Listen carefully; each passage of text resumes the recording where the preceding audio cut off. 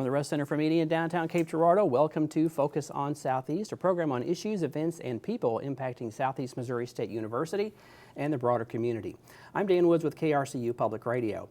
Coming up on today's show, we'll travel to the Vollink Observatory, and later, Dr. Jennifer Bengtson will update us on some of the cold cases that she and her students have been working on. But first, Angela Meyer is here. She's Director of Facilities Management here at Southeast.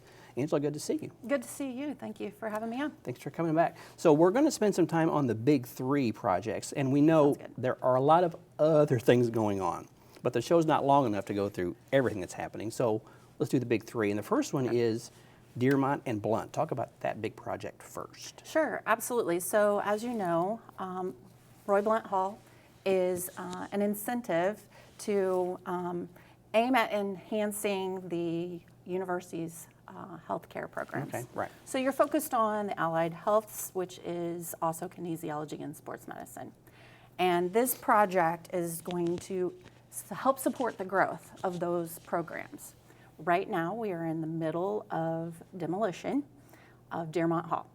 And if you haven't been by the site, it's quite impressive. Yeah. A lot of the structure has already been removed. Mm-hmm. And we are also working on the utility tie-ins as well. That's big. This was a very well-built concrete building. The demo's been something. It has.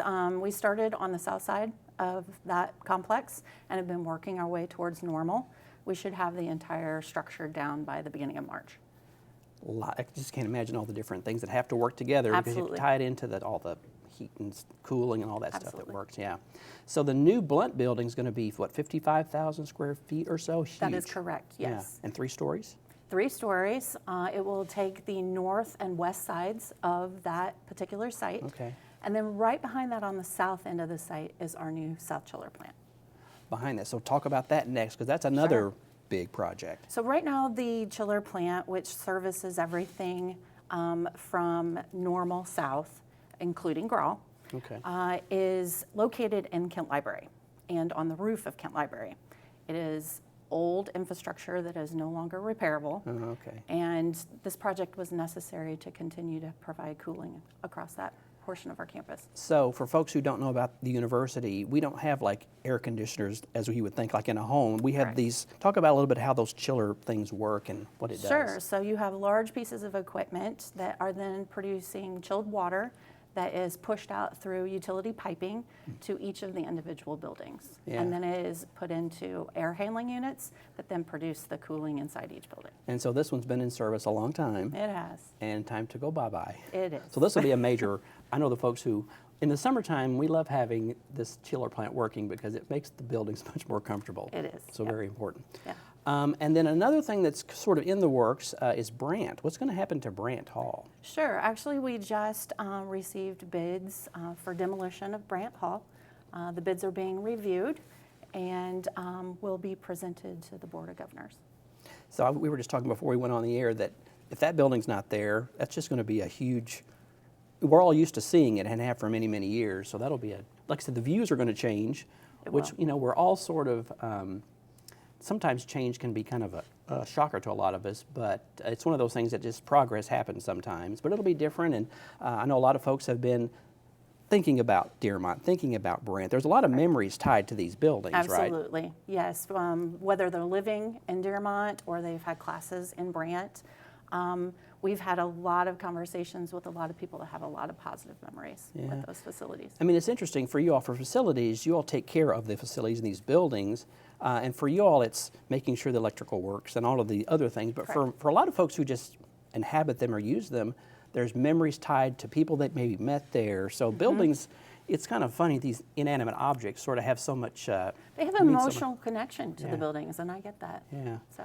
Any other big things happening in facilities we should know about, or is that pretty much the big... Those are the large projects that we have going, and then there's constant work across campus that we work on with classroom updates and just deferred maintenance and our day-to-day activities. It's never a dull day, right? There's always something going on.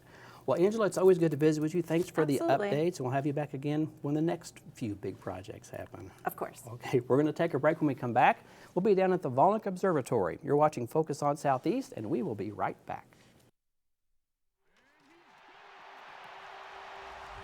What does it take to stand tall? To let curiosity take root? To let your dreams take flight? You have to be too stubborn to quit, too smart to fail, forged with an iron will, raised on river mud and big dreams. You have to know when to dig in, because the Mississippi is wide, but your ambitions are wider. You have to be fearless, because the only thing to fear is your wasted potential. So go deeper, carve your path without permission, turn your grit into greatness. Stand on a community who has your back. This is your small town with big ideas, where hometown pride makes a global footprint. This is where you find your fearless. This is SEMO.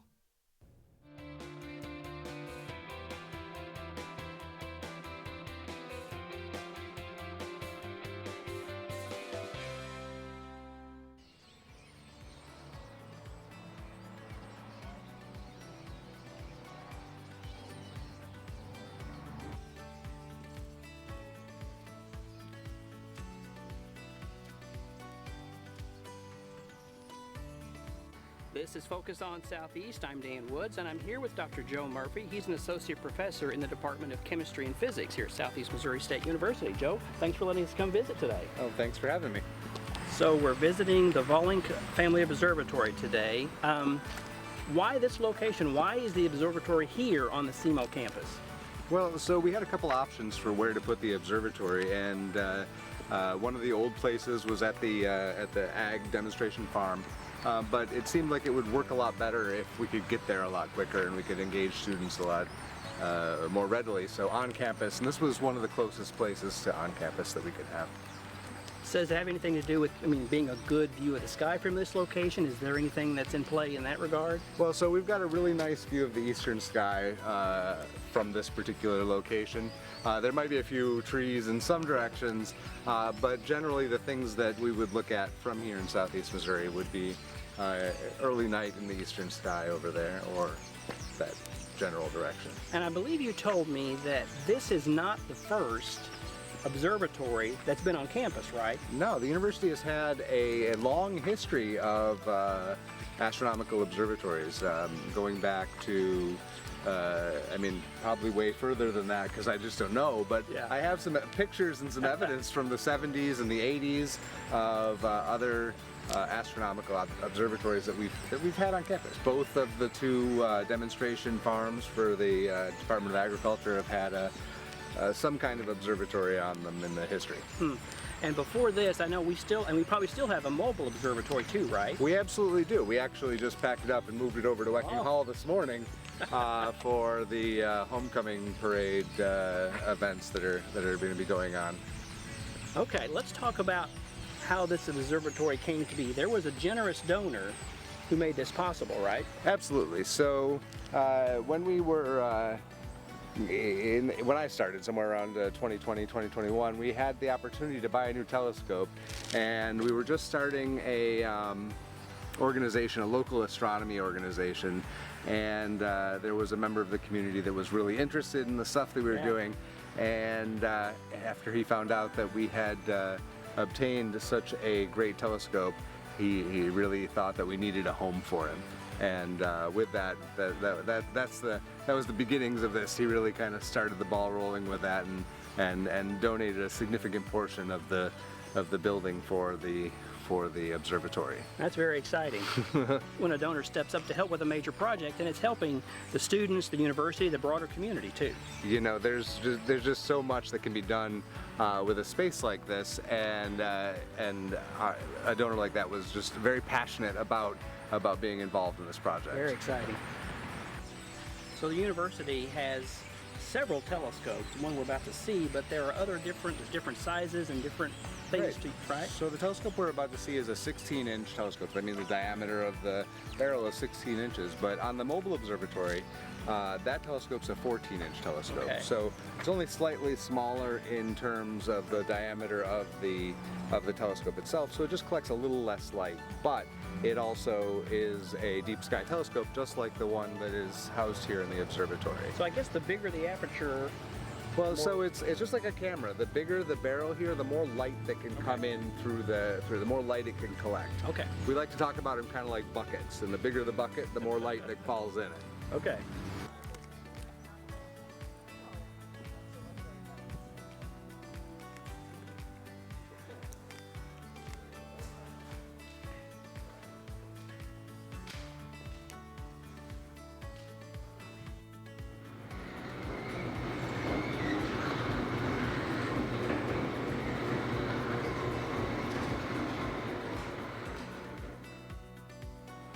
So let's talk about this telescope. It looks really cool.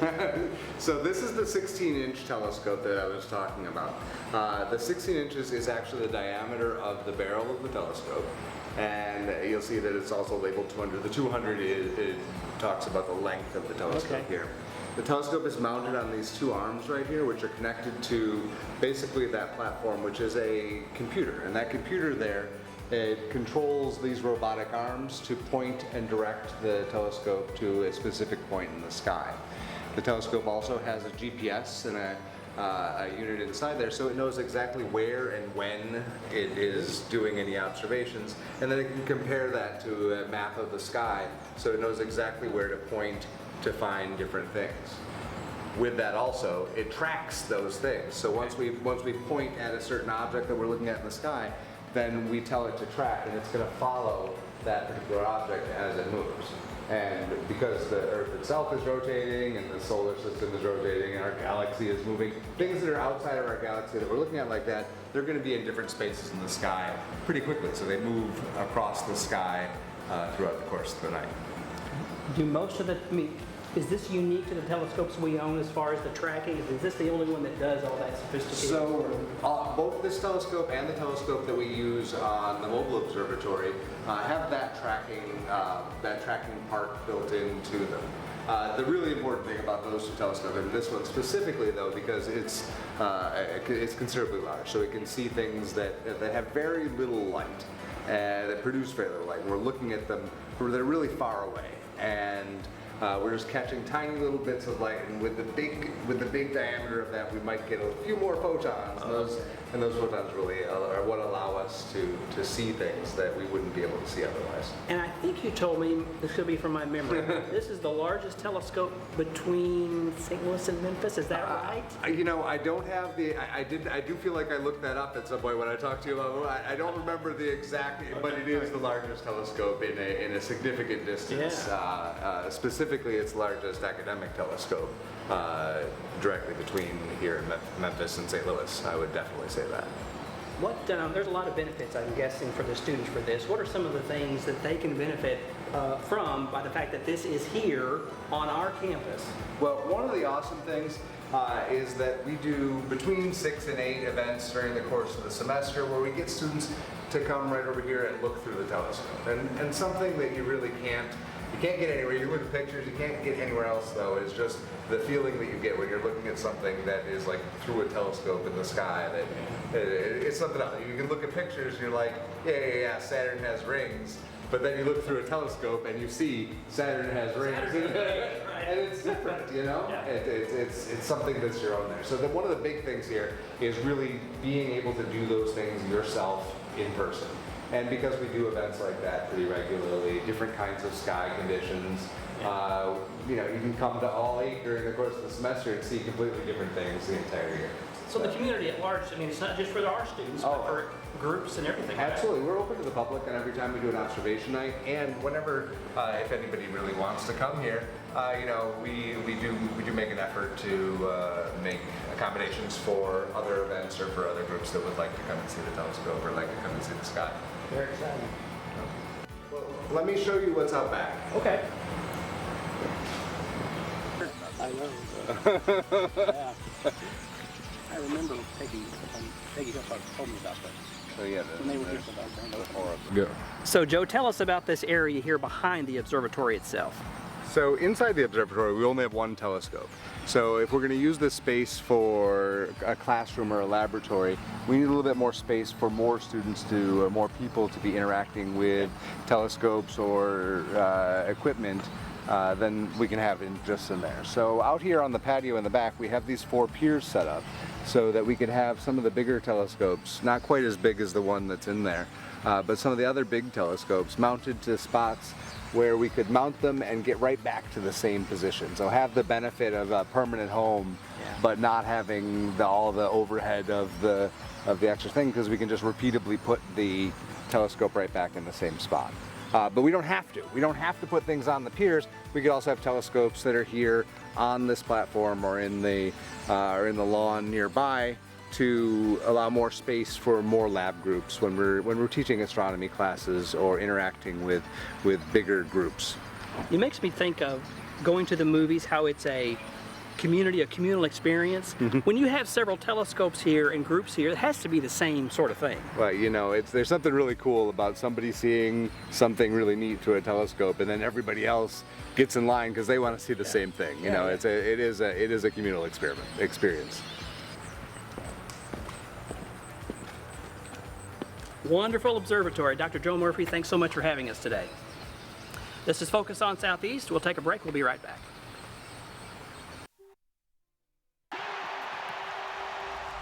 What does it take to stand tall?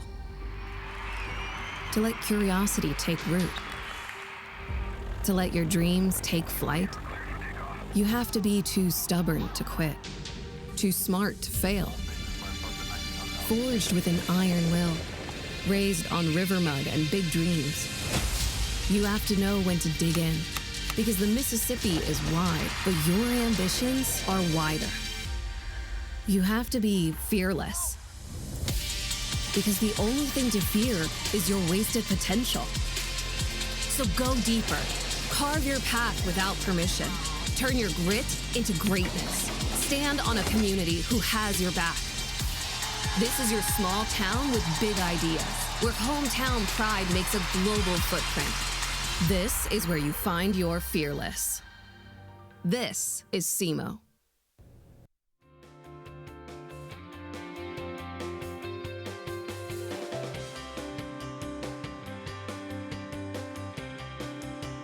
Welcome back to Focus on Southeast. Dr. Jennifer Bengtson is our next guest. She is professor of anthropology and is here to bring us up to date on some of the recent cold cases that she and her students have been working on. Jen, good to see you. Happy to be here. Thank you. So we got a couple of cases to go over, and then hopefully some other time to talk about just the program overall. But let's talk about this fairly recent case revolving around Cheryl Shearer. Start there first, if you would. Sure. So Cheryl was 19 years old back in April of 1979 when she went missing from a gas station, Rhodes gas station in Scott City. And it is widely believed, because of law enforcement investigation, that she was abducted. Unfortunately, there's been really no sign of her since then. Her siblings are, of course, still around and still hoping to get some answers about what happened to her. The law enforcement detectives down in Scott County, follow up on every lead that they can. And recently, me and my students went to help them to excavate an area near Scott City that they had gotten a tip that perhaps her remains might be out there. And so the work there is ongoing, and it was hard work. It was interesting work, and is work that means a lot to us. We've gotten to know the Shearer family over the years, and we're really happy to be able to go out and offer our assistance not just to law enforcement, but we see it as working for that family as well. And for folks who may not be familiar with the program, you and your students, you're doing some really good, I want to call it CSI, but you said it's not quite as dramatic as what we might see on TV, but it's the same kind of work, right? Sure, and so most of what we do, my expertise is in the analysis of human skeletal remains. And so one of the things, we do a lot of lab-based kind of work. And so one of the interesting things about having the opportunity to work on this search is that we don't spend as much time out in the field applying those field skills, I'm Okay. sorry. Yeah. And so that was a great opportunity for my students to kind of learn another side of that work outside of just kind of the lab-based bone analysis kind of work. It's very, I would imagine, very delicate work, but very, it's not like you're just, I mean, these are human remains in many, I mean, there has to be such care taken with this Absolutely. kind of work, right? Absolutely. And so there's always, we always want to be respectful of human remains. They're a person, right? That these right. remains represent. Yeah. And so that's a big part of what I make sure to teach my students is the special care and the special honor it is to be able to handle these remains, learn from them in a way that's not just benefiting us, but also benefiting families and law enforcement along the way. That's something that's really, really important to us. Yeah. So that case is ongoing. Yes. And then you told me about a case from last summer in North Dakota. Talk about that one too. Yeah, so we've done a few exhumations now. One of the things that we really focus on in our program for a lot of different reasons is long-term unidentified human remains cases. In a lot of those cases, the remains themselves, skeletonized remains, are in boxes in labs, and so we simply go retrieve the box and bring it back to our lab and do our analysis. Okay. Sometimes, though, these remains were actually interred in cemeteries, and so it's a little bit more challenging to get those bones into our lab because exhumation needs to happen. Yeah. And so most of the casework that we do is for Missouri cases, of course, Right. for obvious reasons. I'm from North Dakota originally, and so this was in December of 2024, I was just scrolling through this database called the National Missing and Unidentified Persons System. And this is a database that law enforcement can enter missing persons and unidentified remains cases into in the hopes that they can either be matched up to each other or just to get public information out there. And so I usually look at Missouri cases, but I was like, see if there's any unidentified remains in my home county of Cass County, North Dakota. And lo and behold, there was a 1970 unidentified male that was interred in a cemetery in a small town called Page, which is not very far from Fargo, which is where I'm from. And so I was like, I wonder if the coroner wants to work on this project with us, if they would be willing to let us help them try to identify. And I sent a lot of emails to coroners, and a lot of times I don't hear back, but I heard back from her right away. And she's like, absolutely, let's work on it. Let's get this guy identified. And so we're really lucky to have a lot of support from donations that from private citizens, the public, who really support our mission here in our lab and support the educational mission, because this is educational opportunities for my students too. So we loaded up our field equipment. We rented a big Jeep Wagoneer, and I drove 4 students up to Fargo, North Dakota for this exhumation. And what'd you find out? Well, one of the big expenses that we cover with the donations that we get is specialized DNA testing. There's really great DNA technology available to us, but it's expensive, of course. And so we had a lot of money budgeted for that because our expectation was that that's what we were going to have to do. It usually is what we do, we get the remains into our lab, and we have developed some, in collaboration with forensic chemistry programs, some really neat, cheap, reliable methods for testing which bones are going to yield the best DNA so that we can target our resources, right? So we had this whole plan for the time, testing, and money that we would need to get this DNA sample. Lo and behold, we're at the cemetery doing this exhumation, remove the remains from the grave. We had like a little work site tent set up. As soon as we opened the container that he was in, my student picked up a denture that had his name stamped on it.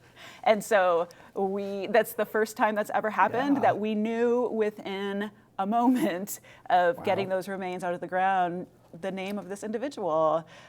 So it really is a good lesson, I think, to show that getting eyes on these old cases is half the battle, if not the whole battle in a lot of in a lot of scenarios. Just getting him out of the ground, we knew right away who he was. Yeah, because I guess in many cases when they've been cold for so long, people may think, well, it's never going to be figured out. It's been too long, but sometimes absolutely, it just never takes know. a new set of eyes. Sometimes it does take, the advanced testing methods that we do have available to us that they didn't have back in 1970 when this guy's remains were first found. Yeah. But sometimes it literally just takes a second look, like in this case. So that was really rewarding to be able to assist on that case. Got about a minute, but before we go, I want to ask just about career paths for students from your program. What kind of jobs can they do after they graduate? Sure, I'm really proud of all of my students, of course,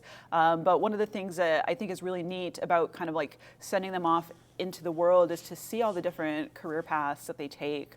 I think sometimes people might get a little freaked out when their kid is like, I'm going to be an anthropology major, because you don't usually hear of people having a job title like anthropologist, right? My students are taking these anthropology skills and applying them and getting hired because of their anthropology skills so that they can apply these skills in a range of different career paths. I have a student who is a coroner in Vollink County. I have students who are archaeologists for government entities as well as private entities. I have students working in crime labs. My students are everywhere doing lots of great things. Really exciting. Jen, always good to talk with you. Thanks for being on the show today. Appreciate Happy to be here. Thank you. Focus on Southeast is a collaboration of KRCU Public Radio and the Department of Mass Media here at Southeast Missouri State University. And just a reminder, you can find past episodes of this program at krcu.org and on the station's YouTube channel. From the Russ Center for Media, I'm Dan Woods. Thanks for watching. Be sure to tune in next time when we focus on Southeast.